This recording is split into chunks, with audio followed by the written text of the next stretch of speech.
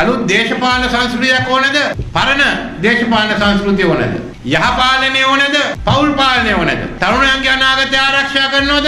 රාජපක්ෂ රජිමේ අනාගතය ආරක්ෂා කරනවද? මේ සමහර අය බය වෙලා තියෙන්නේ. ඒගොල්ලෝ විගහට ආණ්ඩු බලය ගන්න ඕනේ. අර දූෂණයට විරුද්ධව පරීක්ෂණ ටිකක් පටන් ගත්ත නිසා. ඒ කරුණ ඔක්කොම හොයාගන්න ඉස්සෙල්ලා කොහොමද ආපහු බලය ගන්න කියලා බලන්න. මම දන්නවා මහින්ද රාජපක්ෂම ජනාධිපතිලා ඉන්නේ නෑ ඔය ඡන්දේ.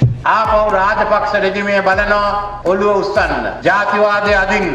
අපි මේ ඡන්දේ යොදව ගන්න ඕනේ රාජපක්ෂ රජිමයත් ඒ රාජපක්ෂ වාදයත් වලලා දාන්න ආපහු නැගිටින්නේ නැති විදිහට. මහින්ද රාජපක්ෂ අගමැති අපේක්ෂා වෙන්න ඕන නම් කරුණාකරලා අගමැති අපේක්ෂා වෙන්න. මේ සැරේ පරාජය කරනවා. අපර උදව් කරන ප්‍රභාකරන් කෙනෙක් නෑ. ප්‍රභාකර මේ සැරේ පරාජය කළා රාජපක්ෂ රජිමය අවසන් කරනවා කියලා මම මෙතන මේ යහපාලනය වෙනුවෙන් එක්සත් ජාතික පක්ෂය වෙනුවෙන් ප්‍රකාශ කරනවා.